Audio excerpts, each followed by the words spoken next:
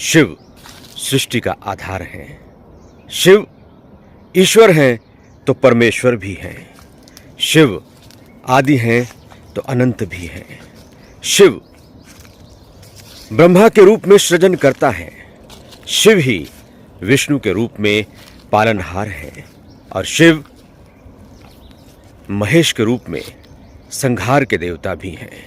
भगवान शिव शक्ति के साथ सृष्टि का महासागर है, सर्व आधार है। सृष्टि का समस्त चक्र शिव से ही चलता है, शिव से ही शुरू होता है और शिव पर ही खत्म होता है। सृष्टि के आदि में हिरण्यगर्भ के रूप में शिव ही सृष्टि का आधार बनते हैं। शिव ही इच्छा, क्रिया और ज्ञान है। शिव जब महादेव होते हैं तो देवों के देव होते हैं। शिव जब शंकर होते हैं तो मनुष्यों में सर्वोत्कृष्ट उदाहरण बनते हैं। शिव जब भोले भंडारी होते हैं तो दया, करुणा और प्रेम का अनंत सागर होते हैं। जय श्री गुरुदेव। शिव शक्ति और कुंडलिनी का रहस्य। मित्रों, शिव केवल एक नाम नहीं है, ये एक रहस्य है, ये एक शक्ति है, ये अस्तित्व की गूंज है।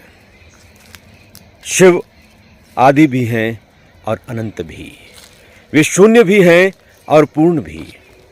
शिव वो हैं जो दृष्टि से परे हैं परंतु अनुभूति में सबसे निकट।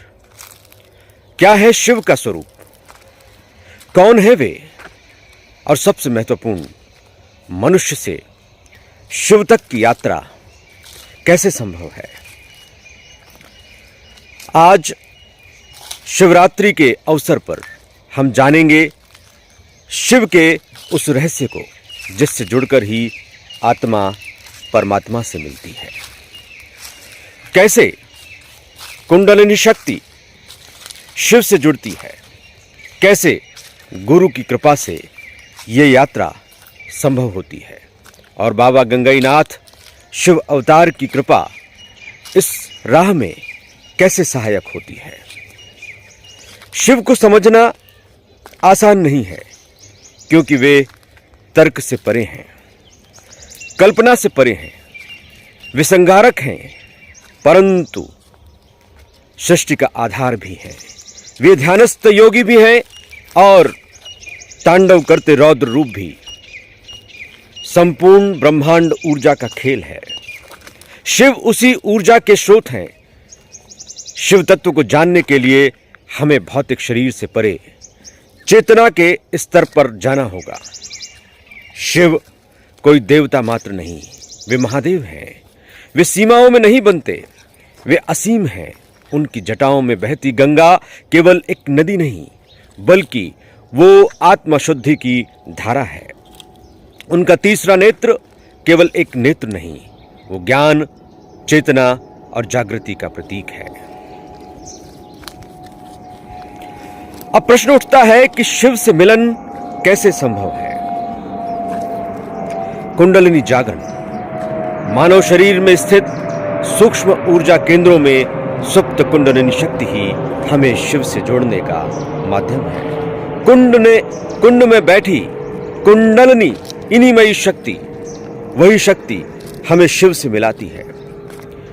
कुंडलिनी को जागृत करने के लिए तपस्या की आवश्यकता होती है, लेकिन आज ये तपस्या सर्वसुलभ है। ध्यान और भक्ति के माध्यम से ये कुंडलिनी जागृत होती है। जब ये शक्ति मूलाधार से उठकर सहस्त्रार तक पहुंचती है तब साधक शिवत्व को प्राप्त करता है। ये मिलन कोई कल्पना नहीं बल्कि वास्तविकता है जिसे महान योगी सदियों से अनुभव कर रहे हैं। गुरु की कृपा से ही कुंडलिनी का जागरण संभव होता है। गुरु जो शिव भावा संपन्न है, जिनके ऊपर शिवत्व है, वो शक्तिपात से इस यात्रा को सहज बना देते हैं। वो सशक्त माध्यम है जिस माध्यम से शक्ति उद्बोधित होती है, जागृत होती है और वही देवात्म शक्ति षट चक्रों का भेदन करते हुए शिव तक पहुंचती है और मनुष्य शिवत्व का लाभ प्राप्त करता है। सही दीक्षा और सही साधना से ही यह शक्ति नियंत्रित रूप से जागृत होती है और शिव से मिलन संभव होता है। गुरु सियाग योग इसी मार्ग का एक प्रभावी साधन है, जिसमें बिना किसी कठिन तपस्या के मात्र गुरु मंत्र और ध्यान के द्वारा कुंडलिनी स्वतः जागृत होती है। यह योग शुद्ध शिव मार्ग का ही एक रूप है, जिसमें स्वयं शिव की कृपा साधक के ऊपर बरसती है। बाबा गंगाईनाथ शिव अवतार हैं। वास्तव में वो शिव के अवतार नहीं हैं, बल्कि स्वयं शिव ही हैं। इसीलिए उनके शिष्य गुरु सियाग जी शक्ति संपन्न हैं।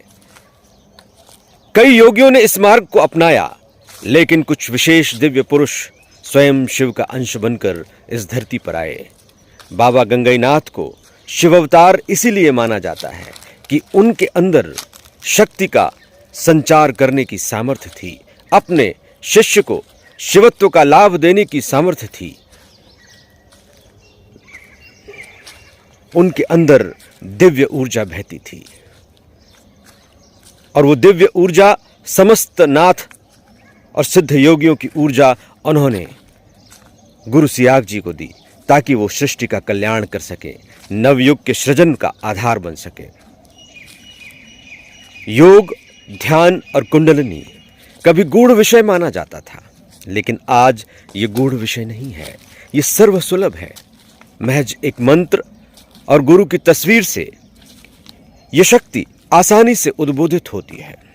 शिवरात्रि केवल व्रत, पूजा और जागरण तक सीमित नहीं है, ये एक अवसर है स्वयं को शिव से जोड़ने का, अपनी ऊर्जा को सही दिशा देने का। ये वो रात है जब शिवत्व जागृत होता है, जब साधना अपने चरम पर होती है, जब आत्मा और परमात्मा के बीच का आवरण हट जाता है। तो इस शिवरात्रि पर केवल उपवास न करें, बल्कि ध्यान करें, मंत्र जप करें, अपनी आंतरिक ऊर्जा को पहचानें और शिव से एकाकार होने के इस अवसर को महा अवसर में बदल दें। क्योंकि शिव कोई बाहरी शक्ति नहीं, वे आपके भीतर ही विराजमान हैं। हर हर महादेव। जय श्री गुरुदेव।